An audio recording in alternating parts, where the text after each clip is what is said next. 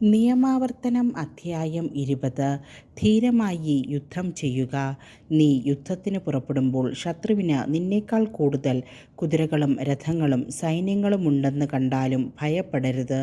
എന്തെന്നാൽ നിന്നെ ഈജിപ്തിൽ നിന്ന് കൊണ്ടുവന്ന നിന്റെ ദൈവമായ കർത്താവ് നിന്നോട് കൂടെയുണ്ട്. യുദ്ധം തുടങ്ങാറാകുമ്പോൾ പുരോഹിതൻ മുന്നോട്ട് വന്ന് ജനത്തോട് സംസാരിക്കണം. അവൻ ഇപ്രകാരം പറയട്ടെ: ഇസ്രായേലേ, കേൾക്കുക. ശത്രുക്കൾക്കെതിരായി നിങ്ങൾ യുദ്ധത്തിനിറങ്ങുകയാണ്. ദുർബല ഹൃദയരാകരുത്. അവരുടെ മുൻപിൽ ഭയപ്പെടുകയോ പരിഭ്രമിക്കുകയോ അരുത്. നിങ്ങളുടെ ദൈവമായ കർത്താവാണ് നിങ്ങളുടെ കൂടെ വന്ന ശത്രുക്കൾക്കെതിരായി യുദ്ധം ചെയ്ത് വിജയം നേടിത്തരുന്നത്.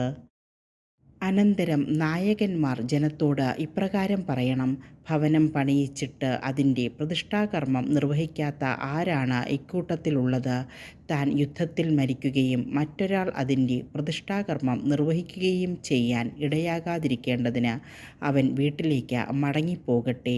മുന്തിരിത്തോട്ടം നട്ടുപിടിപ്പിച്ചിട്ട് അതിൻ്റെ ഫലം അനുഭവിക്കാത്ത ആരാണ് ഇക്കൂട്ടത്തിലുള്ളത്? താൻ യുദ്ധത്തിൽ മരിക്കുകയും മറ്റൊരാൾ അതിൻ്റെ ഫലം അനുഭവിക്കുകയും ചെയ്യാൻ ഇടയാകാതിരിക്കേണ്ടതിന് അവൻ വീട്ടിലേക്ക് മടങ്ങിപ്പോകട്ടെ. സ്ത്രീയോട് വിവാഹ വാഗ്ദാനം നടത്തുകയും എന്നാൽ അവളെ സ്വീകരിക്കാതിരിക്കുകയും ചെയ്ത ആരാണ് ഇക്കൂട്ടത്തിലുള്ളത്?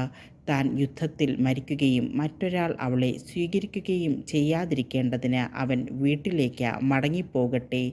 നായകന്മാർ തുടർന്ന് പറയണം: ദുർബല ഹൃദയനും ഭീരുവുമായ ആരാണ് ഇക്കൂട്ടത്തിലുള്ളത്?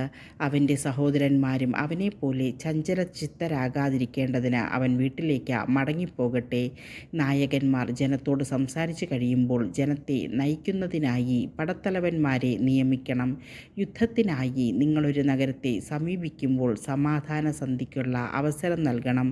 അവർ സമാധാന സന്ധിക്ക് തയ്യാറാവുകയും കവാടങ്ങൾ തുറന്നു തരികയും ചെയ്താൽ നഗരവാസികൾ അടിമകളായി നിന്നെ സേവിക്കട്ടെ. എന്നാൽ ആ നഗരം സന്ധി ചെയ്യാതെ നിനക്കെതിരെ യുദ്ധം ചെയ്താൽ നീ അതിനെ വളഞ്ഞ് ആക്രമിക്കണം.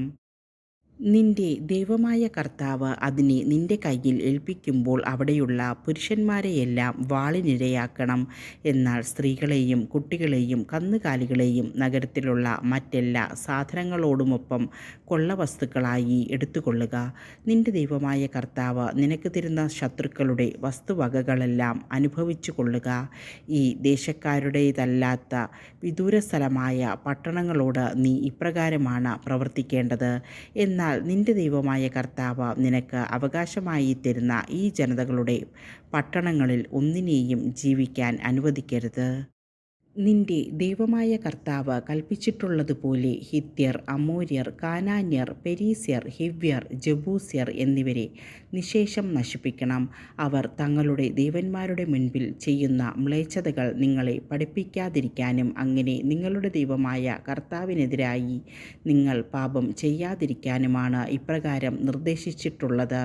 ഒരു നഗരത്തോട് യുദ്ധം ചെയ്ത് അത് പിടിച്ചെടുക്കാനായി വളരെക്കാലം അതിനെ ഉപരോധിക്കേണ്ടി വരുമ്പോൾ അതിലെ വൃക്ഷങ്ങളിലൊന്നും കോടാലി കൊണ്ട് വെട്ടി നശിപ്പിക്കരുത്. അവയുടെ ഫലങ്ങൾ നിങ്ങൾക്ക് ഭക്ഷിക്കാം, എന്നാൽ അവ വെട്ടിക്കളയരുത്. വയലിലെ മരങ്ങളെ ഉപരോധിക്കാൻ അവ മനുഷ്യരാണോ? ഭക്ഷണത്തിനുപകരിക്കാത്ത വൃക്ഷങ്ങൾ മാത്രം നശിപ്പിക്കുകയോ അവ വെട്ടി ആ നഗരങ്ങളോട് യുദ്ധം ചെയ്യാൻ ഉപകരണങ്ങൾ ഉണ്ടാക്കുകയോ ചെയ്തു കൊള്ളുക.